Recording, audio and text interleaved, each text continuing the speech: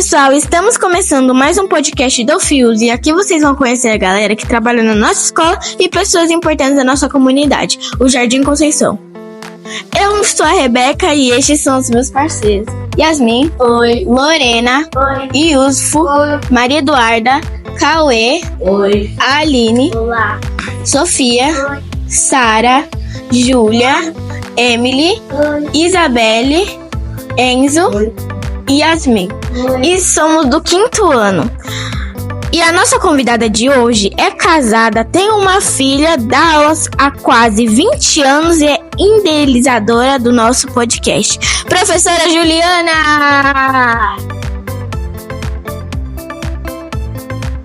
Professora Juliana, muito obrigada por ter aceitado o nosso convite. Obrigada, foi difícil, né?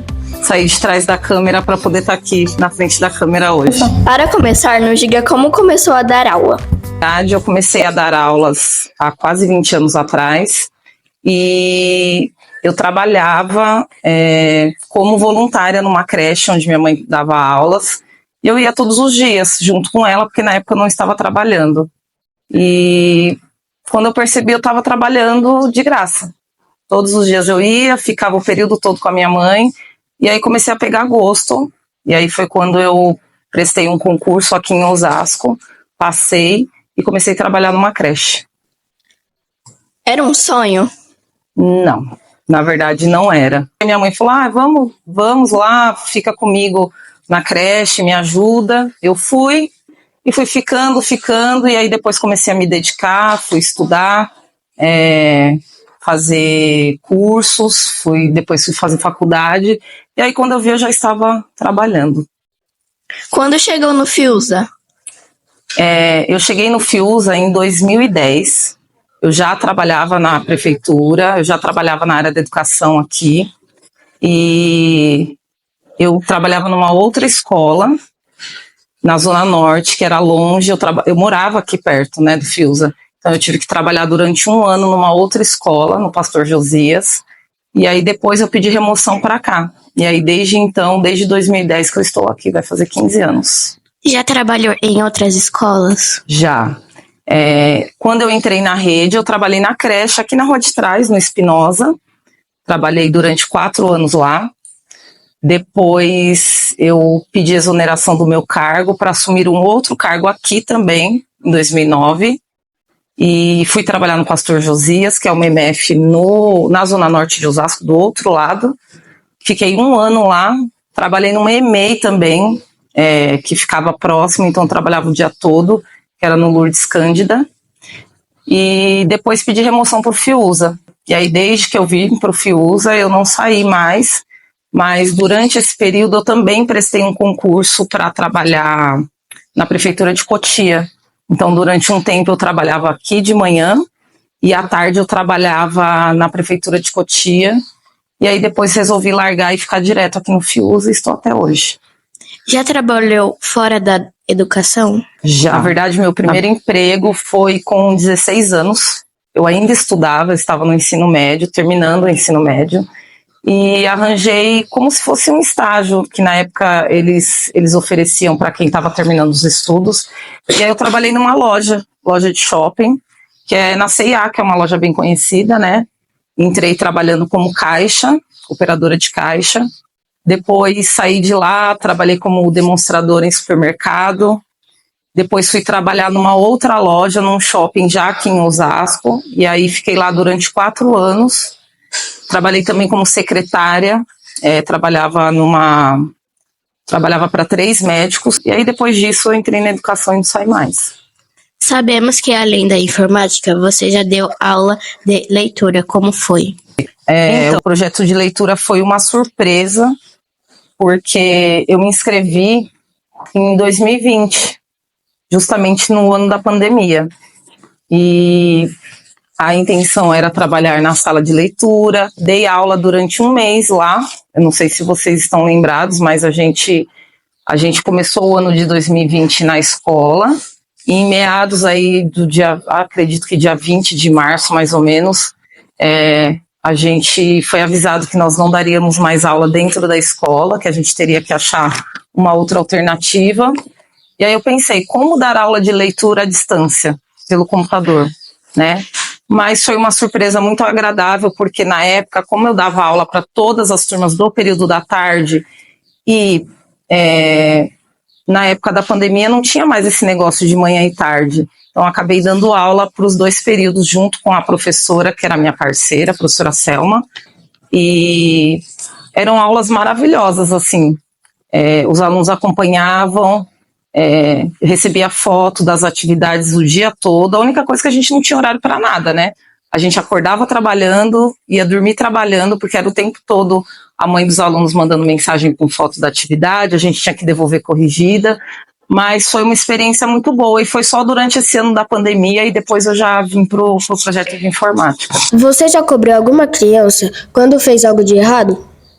Não. Quando a gente dá aula, a gente sabe que algumas crianças fazem algumas coisas sem querer, outras fazem assim porque não tem muita noção de algumas coisas, mas a gente também sabe que tem criança que faz coisa errada sabendo que está fazendo coisa errada. Então, nem tudo a gente leva para a direção. Eu, por exemplo, sou uma professora que dificilmente levo aluno para a diretoria. Então a gente procura resolver dentro da sala da melhor forma possível e orientar para que não aconteça de novo. Sabemos que você tem uma filha. Você pensa em ter outra filha? Nós não sabemos os planos de Deus, né? Mas se depender de mim, será a única, porque filho, eu sempre costumo dizer que filho, ele é bênção, sempre. Mas demanda muita coisa, demanda tempo, demanda muito cuidado. E quando a gente resolve ser pai ou mãe, a gente tem que ter consciência de que aquela criança, ela não vai ser criança pro resto da vida. E a gente tem que formar um ser humano do bem. Um ser humano que vai olhar para o outro e que vai ter empatia, um ser humano que não vai fazer mal para o outro. E é difícil, principalmente para professor, que dificilmente vocês vão encontrar um professor que trabalha meio período. Então, criar uma criança, criar um adolescente, quando você trabalha das 7 da manhã até às 6:30 da tarde, é uma responsabilidade muito grande, porque você passa boa parte do tempo longe dele.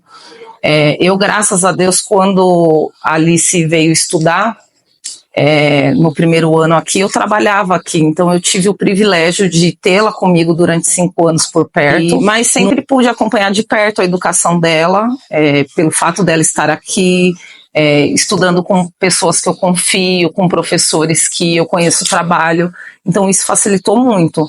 Mas nem todo mundo tem esse privilégio. Hoje, por exemplo, ela estuda longe, ela estuda numa escola próxima da minha casa, e já não tenho mais esse privilégio de acompanhá-la durante o dia todo. Então, não penso em ter outros filhos. E ela tem um irmão também, por parte do meu marido, que é uma pessoa incrível. Ele já é adulto e dá todo o suporte que ela precisa enquanto irmão. Então acho que ela não precisa de um outro irmão nesse momento. Quanto tempo você trabalhou aqui? Então, eu cheguei aqui no FIUS em 2010. Então vão fazer 15 anos já que eu dou aula aqui. Durante muito tempo eu trabalhei o dia todo aqui. Então, sempre trabalhando de manhã, pegando carga suplementar à tarde, às vezes uma sala fixa, às vezes projeto de informática, um ano peguei leitura, e agora também, recentemente, né, eu passei num outro concurso, estava com vocês na informática, né, e por conta desse concurso, achei que não chamaria agora, eles chamaram, e agora eu estou em outra escola da rede também de Osasco. Mas sempre estou aqui no FIUSA, né? Nesses 15 anos aí, apesar de ir para outros caminhos, o FIUSA sempre permanece na minha vida. Você também foi vice-diretora no FIUSA. Nos conte essa experiência. 2015. Uma antiga vice-diretora daqui, ela tirou uma licença-prêmio, que é uma licença que nós ganhamos a cada 5 anos trabalhados, a gente ganha o direito dessa licença. E ela tinha 3 meses para tirar de licença-prêmio, e o período que ela trabalhava não tinha ninguém para ficar no lugar dela. E aqui é uma escola muito grande, que precisa ter gestor o tempo todo. Então eu recebi o convite na época já da diretora Iraci, que permanece aqui, se eu não gostaria de ficar nesses 3 meses fazendo essa experiência. Então, durante 3 meses eu saí da minha sala, fiquei na vice-direção no período da noite, que era da 1 da tarde até as 10 da noite, porque aqui à noite tem a EJA, né? Então, fiquei durante esse período de 3 meses. Quando terminou esse período, eu voltei para minha sala. Na época eu acho que era um 5º ano. Voltei para minha turma e finalizei o ano. Porém, no ano seguinte, a outra vice-diretora incrível também, a Raquel, que me ensinou muita coisa, sou muito grata a ela, ela exonerou do cargo. E aí, como eu já tinha essa pequena experiência de 3 meses, aí novamente a diretora Iraci me convidou para que eu retornasse para a vice-direção, mas dessa vez para que ficasse de forma permanente. E aí eu fiquei o ano de 2017, 2018 e 2019. Porém, estar na vice-direção é uma experiência muito boa, você consegue enxergar a escola de outros ângulos, porque tem coisas que às vezes a gente, enquanto professor, a gente acha que dá para resolver. E aí quando você vai para o outro lado, você percebe que nem tudo depende da escola. Tem coisas que dependem de pessoas de fora, né? De outras instâncias. Então, foi uma experiência muito boa, porém, em 2019, eu percebi que eu estava trabalhando muito, pouco via minha filha. Eu acho que eu estava me dedicando demais. A gente se envolve com muita coisa, a gente tem contato com muita gente aqui. O tempo todo atendendo o pai, o tempo todo resolvendo problema com aluno, com documento. E eu percebi que a minha vida particular estava ficando de lado. E no finalzinho de 2019, eu fiz a escolha de estar mais tempo com a minha família e aí resolvi que eu voltaria para a sala de aula. De onde surgiu a ideia de criar um podcast? Então, eu trabalhei aqui no Fiuza na informática em 2012, há muito tempo. Depois trabalhei em 2013 e de lá para cá muita coisa mudou com a questão da tecnologia. E eu percebi assim que aula de informática, por mais que tenha aquela questão do prazer de mexer no computador, de às vezes achar que está sempre relacionada com jogos, mas eu sempre pensava, a informática também pode trazer protagonismo para o aluno, porque isso é o que a gente sempre busca em vocês, de que vocês sejam crianças protagonistas, que vocês tenham um trabalho que apareça independente de ter ou não o professor, que a gente não seja aquela pessoa que está sempre impondo as coisas a vocês, mas sim de mediar o que vocês estão fazendo. Então, essa ideia surgiu, na verdade, o ano passado. Eu inclusive conversando com uma pessoa que era da Secretaria de Educação, falando sobre tecnologia. Eu já dava aula de informática ano passado, e aí eu pensei, por que não um podcast? Mas dá trabalho, né? Vocês bem sabem disso. E aí comecei a colocar a ideia no papel, ver tudo que eu precisava, e pensando se daria certo ou não, porque vocês sabem de todo o processo, né? O processo do cenário, o processo de pintar a parede ou de colocar banner, de criar o nome. Vocês, melhor do que ninguém, sabem como foi todo esse processo desde lá de fevereiro. Então, foi um projeto assim, é um projeto que eu tenho muito orgulho, e não por eu ter criado, mas assim, um projeto que eu criei que vocês abraçaram de uma forma muito, muito incrível e se dedicaram ao máximo. Não à toa, vocês aí tiveram a oportunidade há pouco tempo de conseguir trazer o prefeito para dentro da escola para entrevistá-lo, né? Que é uma pessoa extremamente ocupada. E eu acho que também a questão do podcast, no começo também, foi uma das perguntas que eu me fiz. A gente percebe que vocês têm um carinho muito grande pelos inspetores, que vocês têm contato o tempo todo no intervalo, pelos professores, que às vezes é o professor titular, o professor de educação física, que é sempre um professor muito querido por vocês, né? Mas que vocês pouco conheciam, por exemplo, a pessoa que de repente limpa a sala de vocês. Então, se perguntasse, quem limpa a sua sala? Não sei. a pessoa que serve a comida de vocês todos os dias, que faz a comida com muito carinho, vocês também não sabiam. Então, esse foi um dos meus questionamentos no começo do ano, para poder nortear o meu projeto do podcast e pensar, por que não a gente entrevistar essas pessoas, mostrar o trabalho que eles têm, um trabalho que é importantíssimo dentro da escola. Aqui nós somos uma comunidade. Se um falha, a outra parte também não funciona. A escola ela não funciona sem aluno. A escola ela também não funciona sem professor. Mas a escola também não vai funcionar se não tiver as pessoas da cozinha, limpeza. Imagine como que a escola ia ficar se não tivesse as pessoas da limpeza. Então aqui, se faltou alguém, a gente vai sentir falta porque o trabalho não vai funcionar. Então a minha intenção era valorizar as pessoas que trabalham aqui, valorizar vocês enquanto alunos, que tem muita coisa para mostrar e que às vezes não tem tanta chance, e também de valorizar as pessoas que tem no nosso bairro, né? Apesar de eu não morar aqui, eu me sinto pertencente ao Jardim Conceição pelo fato de estar aqui há muito tempo.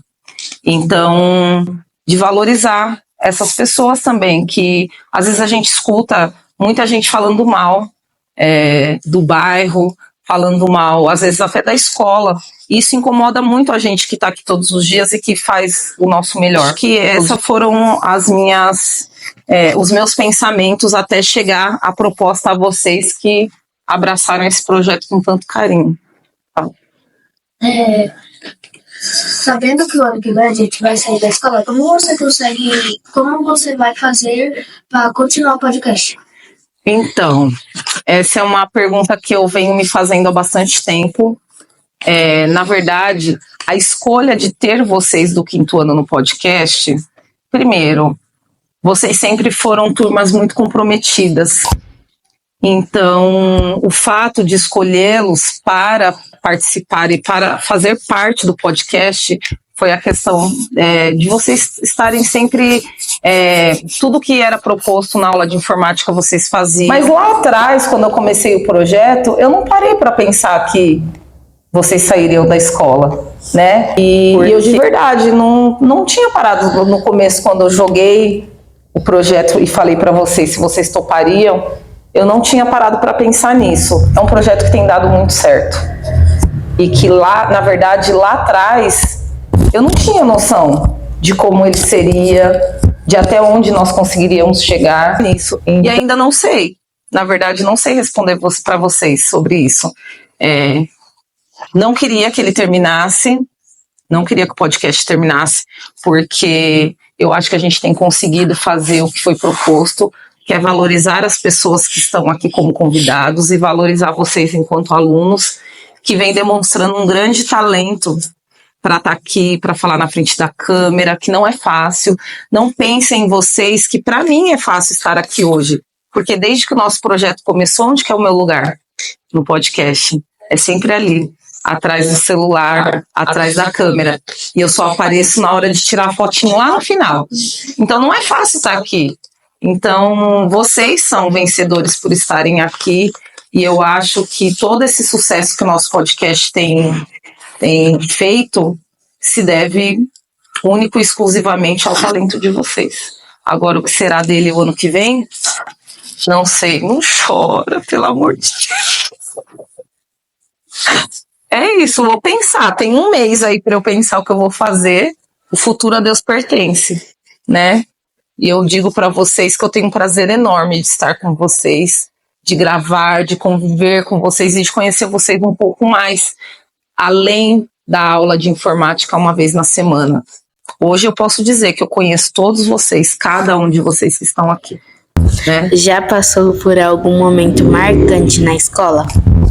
Tem um momento que me trouxe bastante alegria aqui, que foi um projeto que eu desenvolvi aqui na escola, com os meus alunos na época, e a gente fez um projeto do recreio dirigido, que chamava-se Recreio Consciente, e que deu início a todo um trabalho. Eles eram protagonistas, eles que organizavam o intervalo, e foi um projeto que deu muito certo, fui inclusive premiada na época.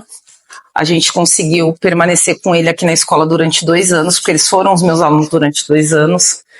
e trouxeram muitos frutos, inclusive os brinquedos que tem hoje são ainda coisas que foram trazidas desde então. Depois o CGC da escola, né, o Conselho de Gestão Compartilhada, abraçou o projeto e começou a implantar alguns brinquedos para vocês lá no recreio. Então foi um momento muito marcante. A formatura é um momento de choro, de alegria, de choro de tristeza porque vai embora, e vários outros. Foram muitas coisas que eu vivi aqui dentro e que eu sou muito grata por ter chegado até essa escola e estar há tanto tempo e querer estar aqui há tanto tempo. Depois de tanto tempo dando aula, o que te motiva? O que me motiva? Vocês, com certeza. Eu acho que a troca com vocês, estar com vocês, esse contato que a gente tem diariamente, ver o quanto vocês querem aprender. Acho que para um professor não tem nada melhor quando ele encontra alunos que estão interessados, que estão ali porque estão a fim de aprender, porque veem a escola como uma ferramenta de ensino e de crescimento. Você já escreveu um livro durante a pandemia. Como surgiu essa ideia? Eu nunca tinha pensado em escrever um livro, nunca tive essa pretensão, nem sabia que tinha essa capacidade. Porém, eu acho que a pandemia foi um momento muito difícil para muita gente. Na verdade, eu não pensei, vou fazer um livro. Eu pensei, eu acho que eu vou começar a escrever o que eu estou fazendo. E aí, um belo de um dia, eu peguei meu celular e comecei a escrever no celular o que eu estava fazendo no dia. Só que aí, quando eu escrevi, imediatamente eu pensei assim, o que eu estou fazendo? Que besteira é essa, escrever o que eu estou fazendo? Quem é que vai querer ler isso? Aí larguei, deixei de lado e não voltei mais. Isso foi, acho que em abril, não sei, de 2020. Porém, em novembro, na verdade em outubro de 2020, a minha tia, que era uma pessoa muito incrível na minha vida, irmã da minha mãe, muito jovem, descobriu que estava com câncer e em um mês ela faleceu. E para mim foi devastador. E eu comecei a perceber que, além das aulas de leitura, nas aulas de leitura eu tinha que escrever. Eu escrevia o roteiro da minha aula, eu escrevia histórias para contar para as crianças, mas quando a minha tia faleceu, eu fiquei muito triste, eu chorava todos os dias, e isso estava me prejudicando, porque eu comecei a perceber que eu estava indo por um caminho que eu não queria. Eu sempre fui uma pessoa muito alegre, e eu falei, eu preciso resolver isso. E aí um dia uma pessoa que eu conheci falou o seguinte para mim: você gosta de fazer o quê? Eu falei, eu gosto de escrever, eu dou aula. E a pessoa falou para mim assim, por que você não começa a registrar o que você está sentindo? De repente isso pode aliviar um pouco. E aí eu comecei a escrever. E aí eu comecei a escrever poemas, comecei a colocar realmente para fora o que eu estava sentindo, aquela tristeza que eu sentia por conta da falta da minha tia e pela forma que foi, porque além dela ser minha tia, ela era madrinha da minha filha. E aí eu percebi que desde o dia que eu escrevi, eu parei de chorar. E aí eu falei, poxa, eu acho que isso funciona mesmo. Então toda vez que eu me sentia triste e que eu pensava nela, até hoje, isso já passou bastante tempo, dá saudade, né? É difícil perder alguém que a gente ama, mas eu percebi que a escrita, ela me salvou. E aí eu comecei a registrar tudo que estava acontecendo comigo. Falei, vou escrever então, já que é isso que funciona para mim. Então comecei a registrar tudo que estava acontecendo, desde o tombo que eu tomava na rua, alguma coisa diferente que acontecia, alguém que tentou passar a perna em mim, a vacina, quando veio a vacina. Então desde as pequenas coisas que aconteciam até as coisas grandiosas, eu comecei a registrar, comecei a escrever. E aí num outro momento, a mesma pessoa falou assim para mim, você já pensou em escrever um livro? Eu falei, de jeito nenhum. Ela falou, mas você não está registrando tudo que você anda fazendo? Eu falei, sim, pensa nisso. E eu pensei, como que escreve um livro, gente? E aí fui correr atrás disso. Fiz toda a escrita do livro no computador, li, reli, dei para um amigo para ele ler para mim, professor de língua portuguesa, o professor Bruno, que trabalha aqui de manhã. Ele leu e gostou, falou assim, poxa, eu acho que vai dar certo. E aí depois um grande amigo meu também daqui da escola, o Bruno, que nos deu a primeira entrevista do podcast, que trabalha na secretaria, ele fez um livro. E aí eu fui pedir ajuda para ele. Como é que eu tiro isso do papel, do computador e passo para o papel? E aí ele gentilmente formatou o meu livro inteiro. Ele falou, olha, você precisa montar uma capa e me dar a parte escrita. Então eu enviei para ele, a capa do livro fui eu que criei. E aí enviei para ele, ele formatou tudo e depois eu só mandei para a gráfica para poder imprimir. E sou muito orgulhosa, assim, desse meu trabalho, porque olhando para ele, assim, para mim foi uma das minhas maiores conquistas na vida, foi a escrita desse livro. Pretende escrever outro livro?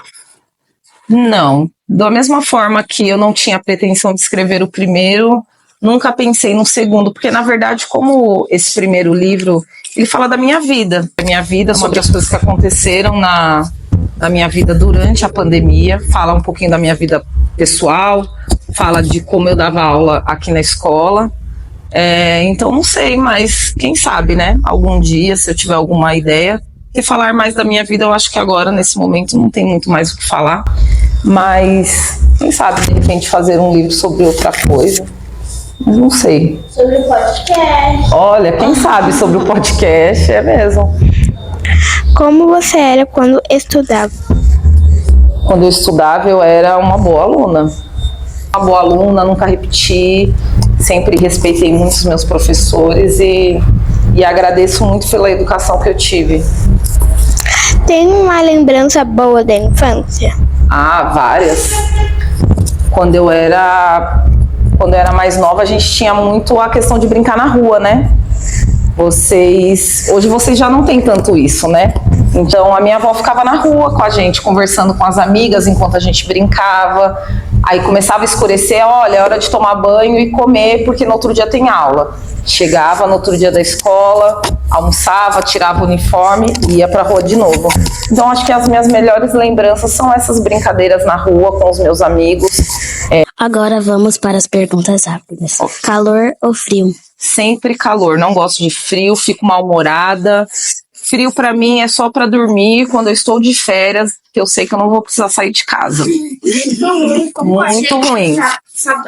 Todo dia da semana tá o calorão, tem que vir no calor, e no calor, aí quando chega sábado e domingo tá aquele frio. Aí quer ir pra praia, tá o quê? Chovendo. Né? Quer ir passear no parque, tá chovendo. O dia que quando fazer calor não faz, agora quando é pra fazer frio...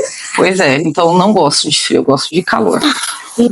Um bicho de estimação? Gosto muito de cachorro. Eu tenho um cachorro que vai fazer 13 anos, o Thor. É um labrador preto, lindo, preguiçoso.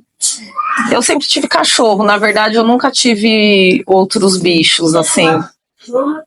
Não, assim, quando eu falo cachorro, é o bicho mesmo. Mas já tive uma cachorrinha, já tive de várias raças, já tive vira-lata.